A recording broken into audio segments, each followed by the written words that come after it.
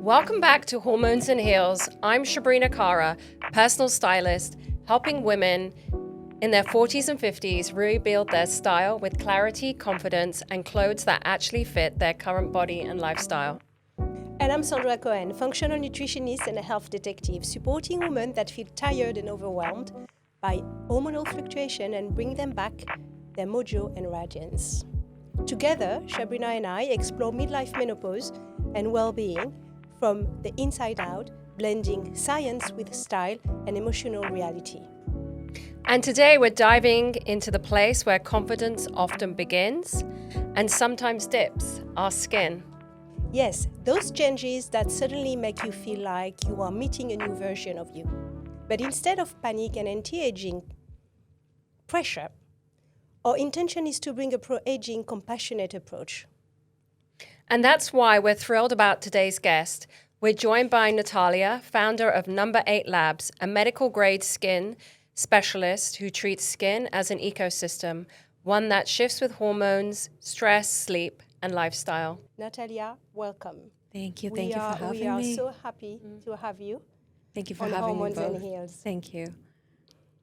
So today I think we really want to chat all about skin. We want to know everything about skin. Okay. Yeah. Well, I'm all here for it. So We're excited to pick your fire brain. away. Yeah. And it's, as both of us being midlife women, it, is something that we're going through at the moment.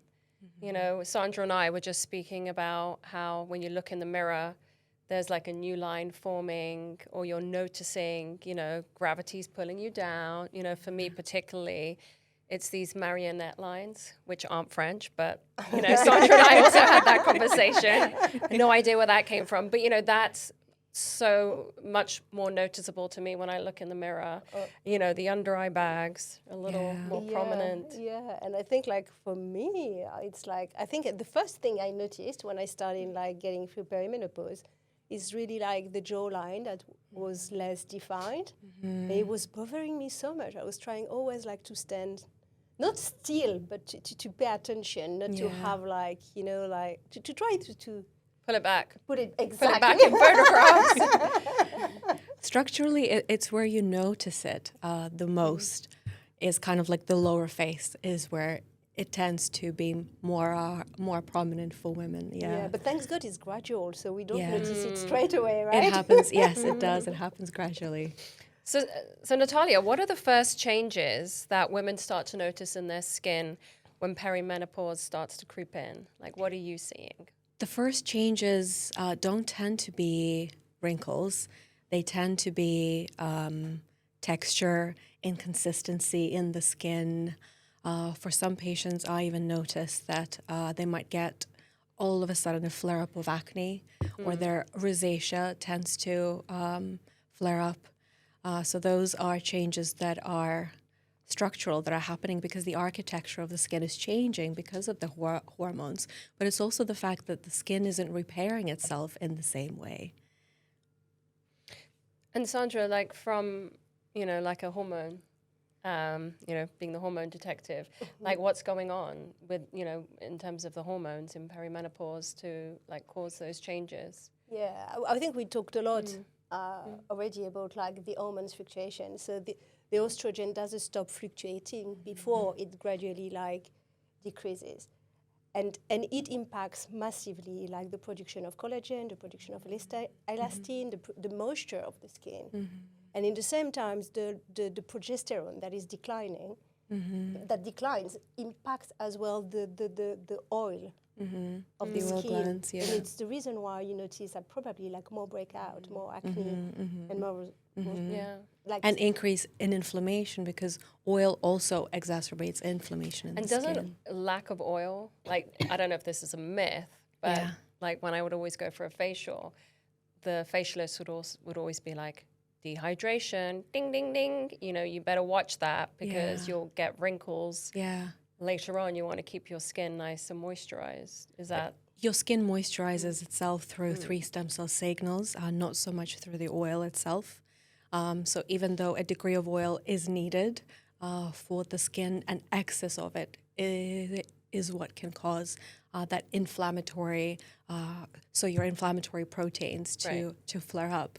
So actually your skin hydrates itself through aquaporin, through natural moisturizing factors, through glucosaminoglycans, not necessarily through oil. Okay, well, that's good to hear. Yeah, but I think there is another layer as well, because what we tend to forget is that starting 25 years old, You start aging. like you start like the aging process starts, and then the HA decrease, the growth hormone decrease, the collagen decrease. So when we eat 40 or 50, then we see that impact on the skin. And I think like the skin, as I'm sure like you see as well, that doesn't have the same regenerative capacity. Exactly. It doesn't repair itself, and even that cellular cycle starts to slow down in its reparatory capacity. So the skin just doesn't remodel as well as it used to. So one thing that I've noticed is that I've had to, in the last few years, change my skincare routine. A lot of the products which I was using, and people swear by them, but for me, I just felt like my skin was dry.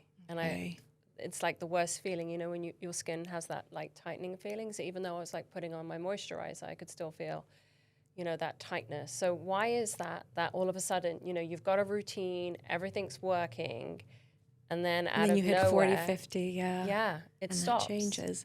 Because the skin you had in your 30s is not the skin you have at 45. So the skin, as I mentioned earlier, it just doesn't repair itself as well. And your hormones affect and influence the architecture of your skin. So you essentially self-prescribing or designing, which is what a lot of patients do, and a lot of people do. They self-prescribe a routine for glow when your skin at that age needs structure. That's very interesting. Is where that's very interesting, and I think like it intersects with the fact that like the lifestyle women does have an impact on how the skin will evolve over the years. And I think like we all have a capital or genetics.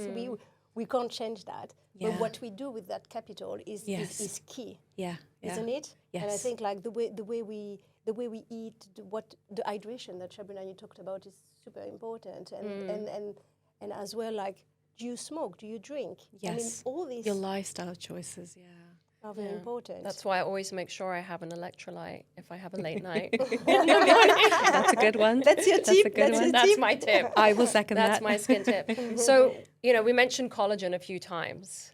You know, I've actually just started drinking collagen. It's like one of my, you know, add to routine. There's so much controversial evidence as to whether it really works, like drinking it, you know, taking the tablets. We had that conversation. We're kind of looking at each other, So I would love to know, like, you know, your guys' expert opinion. Am I wasting my money, you know, with this? Natalia, do you want to start? Well, when it comes to skin specifically, collagen, to increase production of collagen, first of all, you have to have, you know, an optimal environment for that fibroblast to even produce the collagen in the first place. So your barrier needs to be healthy and optimal. Your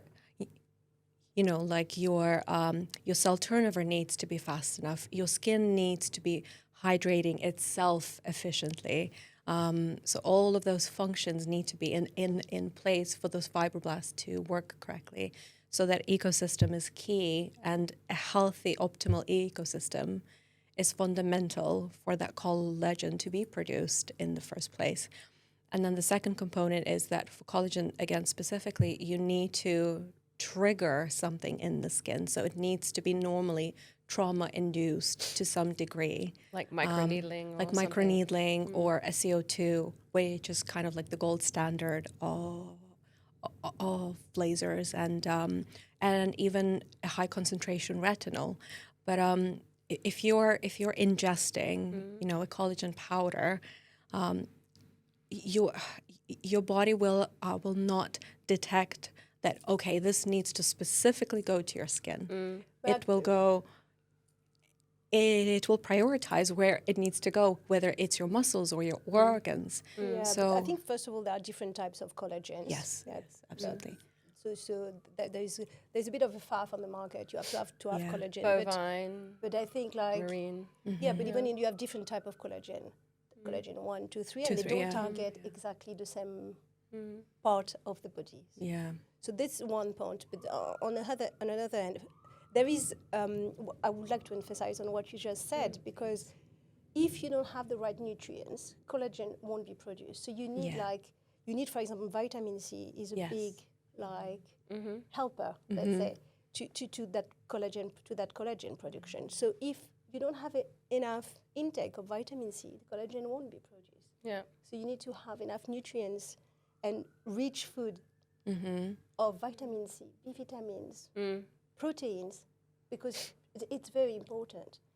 And there is two other points that I would like to highlight. First of all, like, we have to be careful what type of collagen. If someone wants to take like collagen, which brand you use. I don't want to get into any brand now, but some are like have a high level of heavy metals. So if you take that all the time, then you And that accumulates in your system. exactly you have a induced toxicity through taking those supplements. And the second aspect of it, I'm always very careful in clinic when I have like client asking me, should I supplement with collagen? And most of the time I don't, because you have to have the basic rights in the first place. And as well, collagen, there are different mechanisms where when you are very anxious or you have mood disorders, ups and downs, it can increase that anxiety and that mood disorder. Yeah. So we have to be careful, not just supplementing to supplement, I would Just say. for the sake of it, yeah. So is it worth reading the label, or you're just like, what's your answer? Like, no? No to collagen? I wouldn't say no, but I think Yeah, I there are a wouldn't lot say of no. things, as Natalia said, to do before getting to that stage where you say, okay, I'm gonna take collagen. Don't you think? So Natalia? it's not this fix all, like if I start drinking it every day, Yeah. my wrinkles You have to will start go. with the foundation Yeah. first, Yeah. and then build your way up. Yeah. And, you know, like as a midlife woman, I also think about, you know, like the emotional stress. You know, we're, you know, most of us in our 40s and 50s, we're like juggling a lot, you know, before we even, you know, have made it to like our desk or where we're going. We've already made everyone breakfast, you know, we've organized people's calendars. We may have not slept right, you know, we may have had like hot flushes. Like, how does that show up on your skin? Can you, you know, does it impact, you know, that stress level? Stress, I would say, almost always shows up in the skin. So it will tend to spike testosterone. It will therefore have a knock-on effect and stimulate the oil gland. And then once the oil gland is overproducing, that leads to a whole cycle of things. So inflammation is something that is a key component to work on, both internally and externally. So I often cross-refer for internal support. And then for external support, I will work on that chronic inflammatory component within the skin. And that's going to be part of getting the environment of the skin optimal for the skin to then thrive. Yeah, but I think I agree with you, Natalia, because like from a mechanistic point of view, when there is some stress, basically the blood is sent away to dealing with that stress, whatever it is. Right. I mean, for the caveman, it was running away from the tiger, right? And for Fight, us, it's flight running away from our kids. Just kidding. Sometimes. So that's the idea, and then it leads to the collagen like breaking down faster, and then leading to that inflammation that you have to deal with on the skin, isn't it? Yeah. So the stress will cause the collagen to break down faster? Yes. That's a scary thought. Yes. So what do you think, Natalia, like, what are the common mistakes that women make when they try to fix their skin? So if they've got the inflammation, Yeah. the rosacea. I would say that women and men, but you know, like since we're talking about women here specifically, I find that the most common mistakes are the search for quick fixes. And quick fixes is a recipe for disaster in most cases, because your skin doesn't need the next best thing, it needs a structure. Yeah. And so if you seek help or outsource assistance. A professional will see things and they will see context that you may be missing. So, yeah. It's so hard, Natalia, though, because whenever I'm on Instagram, you know, it's that my demographic, I'm constantly targeted with these quick fixes. Yeah. And I feel like for midlife women, this is, you know, there's a fix for like our hair falling out. You know, there's a fix for us putting on weight. There's a fix for our bloating. There's a fix for our saggy skin. And it's, you know, really hard to take away all that noise. But I think it's a big societal subject. I think we talked about it before. Yeah, we did. You know, like what do you want? Like, do you want to go to the root cause and to tackle what's going on really, or do you just want to have that quick fix that won't bring you very far? Quick fixes don't tend to last, and they're very, very limited in terms of Have you seen any crazy quick fixes in clinic? Like people I've seen a coming in? lot of crazy quick fixes. I've had to send patients away to dissolve incorrectly injected filler. I've had patients come in with laser burns that lead to post-inflammatory hyperpigmentation that we then need to essentially go back to the basics and rebuild the skin and then repair all of those things that were caused by essentially a panic mode going off within the patient. So I find that skin works best in structure and in, you know, creating a system that's reasonable and has context around it rather than through being very reactive. So being proactive goes further than being reactive, I would say. So when do you think like women should start taking care? Are you going to say all the time? I mean, all the it's time. nature, But it sounds like it's something women need to start in their 30s, right, before they get there to isn't a particular midlife. age group when you need to start, because for some patients they might need to start sooner.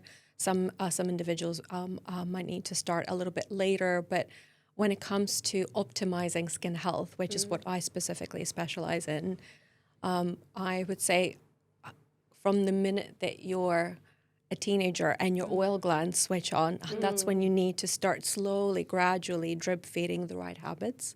So that will take you further than kind of pressing the panic mode and then trying to throw everything at it. Yeah, I definitely see my teenage daughter being more in charge of her skin care than I was at her age. And I think there's so much more knowledge. Definitely like a more proactive generation. Yes, they are. But not always necessarily with the right tools, because sometimes they overwhelm the skin and cause a lot of underlying inflammation, which then will come up later which on. Then you have to tackle. I agree with you. I mean, this summer I was with my nieces and they had like so many products. I think they have more products in their bathroom than I have in mine. It's like a little dispersed pharmacy. Yeah. Like I have to say that it's not like that in our house. It's like, you know, my daughter follows the structure. She has her products that she got from her dermatologist and she's got it under control. But it's crazy. There are so many teenagers and even younger who have so many products. And I was, listening to another podcast, and it really was about damaging the skin barrier. And they said that it's actually better that kids wear makeup than they do start playing with all these products with like chemicals in them, which are probably good for our skin at our age. Yeah. But it really breaks their barrier, and they can lead to more problems. Problems later down the line. Definitely. Yeah. So Natalia, like based on that, we're talking about, you mentioned this in your bio about skin being an ecosystem. So can you talk more to that? Like what happens when the ecosystem's balanced, and then what shows up when it isn't? I would say when I speak about the skin being an ecosystem, think of your skin not just as a surface. Think of it as a tiny city. And in that tiny city, you have cells and enzymes and different structures that work towards a specific function within the skin. So your skin consists of many different structures and functions, and so the goal is to optimize those for the individual that, for example, is receiving treatment, and getting the skin to a state where it's functioning at its optimal capacity. So when I look at the skin, I don't tend to isolate a specific concern that the patient brings in, although I will most definitely take that into consideration. I look at the bigger picture of how I treat everything. And I kind of have to, like take everything in my mind, because I understand that everything functions together, and it's almost like a domino, like when one domino falls off, it kind of has a knock-on effect on other dominoes around it. So skin is exactly that.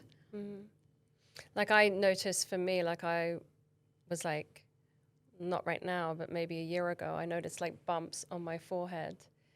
That just came out of nowhere. And You mean like congestion bumps or like red inflammatory like bumps? little, I didn't even know what they were. It was just that one day they weren't there, and then one day I was like, oh my God, why do I have, these... Some texture, Yeah, which I wasn't used to. And then I saw Sandra, and she was like, Sharina, you need to sort out your nutrition. And I feel like that helped clear things up a little bit. And, obviously the hydration and everything. And Sandra, you talk about this all the time, like this gut-skin connection. Yeah, the internal ecosystem, I would Yeah. say, is the reflection of the outer ecosystem. Yes. So whatever happens inside is reflects on the skin, no matter how. So that's like a secondary is what's happening. Skin on is the a skin. mirror. Yeah. Yes, Oh, it's wow. just a Skin is a mirror. mirror. So things that happen way before they manifest at the skin level. Sandra, you talk about this all the time, like this gut-skin connection. Yeah, the internal ecosystem, I would Yeah. say, Yeah. is the reflection of the outer ecosystem. Yes. So whatever happens inside is reflects on the skin, no matter how. So that's like a secondary is what's happening. Skin on is the a skin. mirror. Yeah. Yes, Oh, it's wow. just Skin is a a mirror. mirror. So things that happen way before they manifest at the skin level. So what happens most of the time is that like there is an imbalance in the gut microbiome. So some example could be like you have too much of the bad bacteria. I always call them like those communities, the good, the bad, and the ugly. So the bad and the if ugly, I you like don't that. have like enough of the good to feed that microbiome, then it creates an imbalance in the skin. And if you have too much of the bad ones as well, it reflects on the skin. And then all those community of microbes, if they are not balanced, they create inflammation on the gut and the gut lining specifically. And then what happens is that all those compounds get into the systemic circulation and then creates inflammation elsewhere, and most probably on the skin. So, I have a kind of like translator of what I see sometimes on the skin. And when we talk about it, Natalia, it's that like when you see acne, for example, I always think, is there hormonal dysfunction? Is there estrogen dominance? When I see rosacea, I think like, is there like skin microbiome imbalance? Is there mites? Is there bad bacteria growing in the gut? When I see psoriasis, which is an autoimmune condition, I think, is there another autoimmune condition? Because there is always a cluster of autoimmune conditions. So it's not as simple as just like, it's just this or that. It's sometimes much more complex than what's going on, and you can unveil a lot. It's a kind of like detector. Yeah. Do you have to look after the gut and feed the gut? I think so. It's a signal, or your hormone system, your hormonal system, and your gut, and give yourself. Like have a good diet, having the right level of nutrients that are needed for that skin to repair glow itself. and to repair itself, right? Yeah. So Natalia, if you have compromised skin, like if you're experiencing, any of those symptoms, like what would you propose to, like your client? Like, what are some of the protocols that you take them through? So the protocols would be, I find that I see this across dermatology a lot, that chronic inflammation is something that's highly overlooked. So one of the first components that we will look at is to essentially address the chronic inflammatory component within the skin. We'll look at barrier health. We will look at optimizing cellular health and making sure that those cells are moving up kind of like an elevator through correctly, and therefore the skin is healing and remodeling well. These will be some of the main components that we will look at. We will look to stabilize melanocytes, which are your pigment-producing cells, so that your skin surface isn't building or over-accumulating too much patchiness and too much pigmentation. But those will be almost secondary factors. So we'll look at the fundamentals first, getting that inflammation under control, getting the barrier optimal, and then we will look at the other components around it. So we'll look at the acne, regulating the P bacteria, creating an environment where that bacteria isn't thriving, working on the rosacea, working on the pigmentation, and sometimes even working with dermatitis if that's also an issue, because as Sandra mentioned earlier, conditions tend to kind of cluster together and they tend to draw each other in. So that's another common thing. And what about in terms of like skin routines? Skin routines, you know, that's a lot good of one. a lot of us. Well, I think I do have. I don't know. You probably have some advice on that. But a lot of women don't have a consistent skin routine. Yes. Do you, like outside of, you know, like treatments, what do you recommend? I would say that what you do at home is 50% of the results, and then the other 50 is what you do in the clinic. So all of my patients are placed on a structured program so that the foundation of the skin is prepared correctly so that when they go into their treatment, we can do more and the skin can tolerate what we need to do in that kind of hour or 2 hours that we have together. Yeah. So a skin routine is key. It's fundamental. It just creates the base and it ensures that what is done during that clinic hour, for example, will be most effective for that patient, and your skin's going to respond in a way that we need it to. So you will look at having some fundamental components, and then we will look to add steps that will regulate skin conditions too. So what are some fundamentals? Fundamentals. Fundamentals, I would say always a cleanser. A lot of the time I see patients skip their cleanser or just cleanse with water, especially when the skin is sensitized. Okay. You have to cleanse morning and night. And if you're wearing makeup, you have to double cleanse ideally.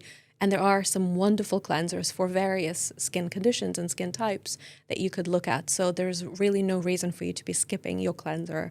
I would say a retinol is key, and SPF, of course, as we know, but wearing your SPF, even when you're indoors, you have to, because your UVA rays cause a lot of that aging, a lot of that breakdown, and a lot of the damage to your DNA. So let me ask you, Sabrina, what's your routine? What's my routine? What is your routine? Yeah. So I would actually have to say that up until maybe 3 years ago, I would use a face wipe at night. You didn't. I did. It was like a really, it was like a habit I had, the Garnier face wipes, right? Come on, girls. Convenience. Okay, yes, got convenience. But in my mid-40s, now I cleanse my face.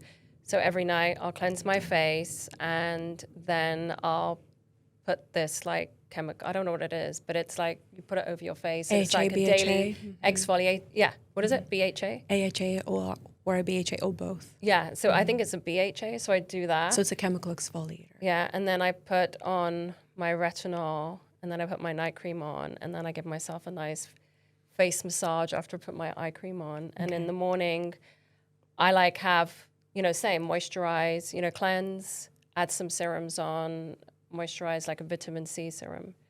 And I used to layer on more, but now I'm like, does it really work? What about you, Sandra? Yeah, I have a very simple one. I think cleansing, morning and evening. No face wipes. No face wipes. I never use face wipes, ever. And then serum, eye serum and serum on the face. And then day cream and night cream in the evening. And that's it. And a mask. Of course, like scrubbing a couple of times per week. Okay. And a good mask once a week. What do you think, Natalia? I think there's some room for growth. When it comes to Sandra, I would probably consider to go more towards retinols and less towards creams, because sometimes we can over moisturize the skin and therefore lead the cell turnover to slow down. And we're also over relying on that moisturizer to give us that feeling of softness to the skin, when actually we can support the skin in other ways or in richer ways than just over relying on a moisturizer. So I'm not the biggest fan of moisturizers unless they're really, really needed, because otherwise it's like using a crutch instead of using your own legs. So I actually prefer when patients get their own skin to produce that moisture for itself. And then for me, Natalia? For you, I would say similarly with the moisturizer component, but your routine's not bad in terms of your thinking and how you're structuring it. So the cleansing habits are great, the retinol habits are great, the SPF habits are great, and your chemical exfoliator, that's a wonderful habit because it just helps the skin cells to move. That was a new one, actually, that I added in done. after That's a good new one. That's a good new one. Yeah. I'm very proud. Oh, that's wonderful. Lovely. So when do you think, Natalia, a woman should seek for professional guidance? I mean, like a lot of women try a lot of products. A lot of products Sabrina they said, do. are bombarded. Yes. There's so much marketing around Yes. every products that are on the market. So when do you think like it's the right time to go and seek professional guidance? When you feel like you have tried everything and your skin is still patchy with pigmentation, if it's still sensitized, if it's still inconsistent, if it's breaking out with acne. But most of the time, I would rather see patients sooner than when I normally meet them. So most individuals I find tend to attend when it's a little bit too late. As a last resort. As a last resort, whereas looking at it as a method of prevention. I'm more of a prevention fan than a correction fan. I can obviously correct things, but we can do more if we prevent to a point where you might not even have had that issue to begin with. I think we are part of the same club. Yes, Prevention yes, we most towards certainly like are. putting water on the fire. Correct. That's precisely right. Yeah. So Sabrina, I want now to dig a bit deeper, because I think when women have skin issues, I think it goes further down the line into confidence and how they feel about themselves. And what I noticed is that when I was in my 40s, I realized, for example, that I couldn't wear black anymore. Like yesterday, I was trying a black dress. I wanted to wear a black dress today. When I put it on, I thought, oh my God, I look like so tired. My skin looks dull. So what is your take on that? I mean, on the change that like you can't wear the same colors close to your skin. Yeah, I feel like, what you're seeing really is, really the reality is that when we're wearing black as we get older, what happens? Black as a color worn very close to the neck, it absorbs light rather than reflects light. So when you have, dark circles, you have these marionette lines, you have maybe some like pigmentation in different places, what will happen is the black will absorb and those lines actually become more prominent. And so, you will look more tired. You don't have that glow, which you would get naturally from wearing another color, because wearing other colors other than black will kind of like give you that light filter. And that's why I always say, to clients, like it gives you like a natural facelift when you wear a different color, and hopefully a color that's in, like if you're cool and you're wearing a cool color, it will give you that, natural radiance. The other thing about black is that as we get older, we actually soften, like our pigmentation, we lose some pigmentation. You may look in the mirror and you can maybe like, my eyes aren't as bright as they used to be. My skin's not, as, glowy. Exactly. It's not as glowy. So that's, that's natural. That's naturally what's happening. And then also, we may be going gray in our hair, right? So we're losing that natural contrast. So when we wear black, not only does it absorb the color, but it also creates like it's like more of a stark line, like a difference between, you know, how we look That's very in our interesting, 30s to how we look in our 40s. It's very interesting what you were saying, because like, to be honest with you, like when my roots start getting like before I go to the hairdresser to do my roots, Yeah. then I realized that like I can't wear the same colors. Even my makeup, I mean, Yes. doesn't reflect The same way. Yeah. Just because like my roots are just like growing and. But you know what? You can still wear black, but you know, we need to be creative in how we wear it. So definitely putting like a crew neck black or a turtleneck, you know, next to our face is going to obviously give that effect. But you could layer on like necklaces, you know, like, and that light will reflect upwards. So wearing a V-neck, or you could be wearing, you know, black and then put a lighter color on top. But you were talking earlier about like the turtleneck.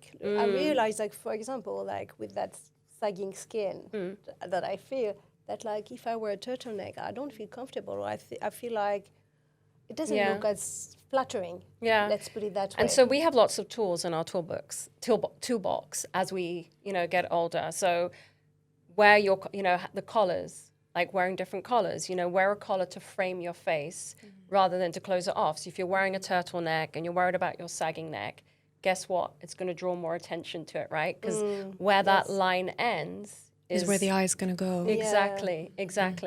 So, you know, wearing, you know, like I've got a U neckline on right now. I've got some, you know, like my ties going down. So that visually will put the eye here, you know, so you can wear like a, you know, like a V-neck or a soft V if you don't want to like show too much cleavage. You know, it doesn't have to be like a deep V. You can also wear like a collared shirt, you know, which frames the face. Like you've got, you know, those cute little ruffles, you know, they're going to frame this part of your face. You know, you can also think about jewelry, right? We're really lucky, you know, like the multiple piercings have come back, so you can like stack, you know, like your earrings. So that's automatically going to give you a nice like facelift, because visually the eye is going to go up the ear, right? And so not down the neck. Right, so it will give you cheekbones. So you're redirecting the eye, essentially. Yeah, and so like I'm looking at you, Natalia, and you've got these gorgeous gold hoops. And like, I'm not even looking at this part of your face because I'm looking straight where your gorgeous cheekbones are. So, you know, use jewelry. Yeah, but there is as well, like, you always talk about texture. Yes. And how can we play around texture when our skin age? What are your views on that? So as we talked about black absorbing light, when you're wearing, for example, like a silk. Now, silks, you know, they're really popular right now. Silk blouse, you know, silk camis, you know, we're seeing it everywhere. But, you know, if it's a concern of yours, you know, like, you know, aging, wrinkling, you know, your under eyes, wearing silk, actually, it goes up. And so it reflects. And so it's more visible. And so I recommend to clients, you know, who come to me and they say, you know, I hate my face right now. All I can see is this and this. And I said, let's play with some texture. Let's try, you know, wearing, you know, like a cotton or like a boucle, you know, or a sweater, you know, all those types of fabrics, even like a linen in summer, that linen mix, or, you know, when you have like the lines going in the fabric, all of that creates texture. And when you have like and like, it kind of, you don't notice it as much. So you're not drawing attention to it. You're minimizing it a little bit. So, you know, that would be, you know, one of my other tips is, you know, like add texture to your clothing. Yeah, but when women like don't know where to start, or they try so many things and they realize, I mean, that nothing works. Where do you think they should start? I would say color first. Okay. You know, always think about color first. So don't compromise on your colors and redefining what they are. Yeah, I think it's so important, you know, as, you know, we get older. I think in midlife, it's one of the best gifts you can give yourself is like a color analysis, or just taking the time to really look in the mirror. And, you know, I've talked about it in a previous episode. You know, what you can do is, you know, take like a silk fabric, take a silk blouse or a silk skirt and put it, you know, raise it upwards like this. So it goes, you know, from like your chest up towards your chin, and look at the visual effect. You know, you can see it for yourself. And then, do that, with texture and see, how that changes. And then the same thing, do it with black. Do it with a color that someone's giving you compliments with. And, you can see it for yourself. And I think visually when you see it yourself, you're like, wow, that makes a difference. Makes a difference. Yeah. So number one is, give yourself, as you would say, like quick fixes and whatnot. But if you're struggling, really think about, using color as a tool first. Give yourself that instant facelift. Yeah. And then, take it from there from a style perspective. Thank you, Sabrina, for those tips. I think they could help women that feel like they're struggling with their skin. So Natalia, what do you think are your non-negotiables? What's one that you would say? One non-negotiable that lifestyle or take? skin-wise? Skin-wise, I would say actually exfoliation, because exfoliation facilitates everything else to absorb better. And I feel like it's something that people really overlook or sometimes are even a little bit intimidated by because they feel that can irritate the skin. But once you rebuild the health of the skin, that irritation no longer becomes an issue. And with that, I would kind of marry that together with consistency. I find that consistency is key because skin looks beautiful architecturally when you're more consistent rather than when you're reactive or more dramatic with the way that you approach skin. So having that consistency can create so much more momentum forward than any kind of quick fix will ever do for you. And in terms of exfoliation, would you, I can't remember the brand, but I can see it in my head, and they used to sell it in Boots. The St. Ives scrub. Yes, the St. Ives Is that scrub. what you're thinking about? Yes, that's exactly what I'm thinking. Would you recommend that, or would you recommend? I would definitely not recommend that. Like more of like a chemical exfoliant. I feel like there's a place for chemical exfoliation, and there's a place for magnesium spherical beads, for example, that are not as harsh as, say, kind of like the kernels are inside of the St. Ives scrub. So something that will work alongside the texture of your skin instead of impairing your barrier, which is where a lot of, people get it wrong. So I find I like a combination of both if the patient can tolerate it. And ideally for a lot of patients, I like to build them up to that. Yeah. So I don't have a preference between the two. I feel like they're two beautiful toolboxes. Yes. That you can use. You just need to know how, but definitely not the St. Ives scrub. And Sandra, what would you say? What's one negotiable from like your skin? I think gut connection? I would say I wouldn't compromise on sleep. Yeah, that's good. Sleep is a big one. I think you can see the difference if you don't have a good night's sleep and when you have a good night's sleep. Only in one day. Side of my face is kind of swollen. And you need it, for DNA repair as well, right? So yeah, exactly. And I think nourishing your body, nourishing your feeding that good microbiome. So having enough fiber, having enough food variety, fruits, vegetables, to have the right level of nutrients that we talked about. So I think it's very important. And I would say also, I think test and don't guess. Because if there is an underlying cause, it's always better, as we said earlier, to get to the bottom of it and to deal with it. Thank you. Thank you, Natalia, so much for joining us. It's such a pleasure to be here with you both. And if our listeners want to find out more about Natalia, her details will be in the show notes. And we want to thank you for joining us on today's episode. Thank you, Natalia. Thank you for having me, ladies. Thank you.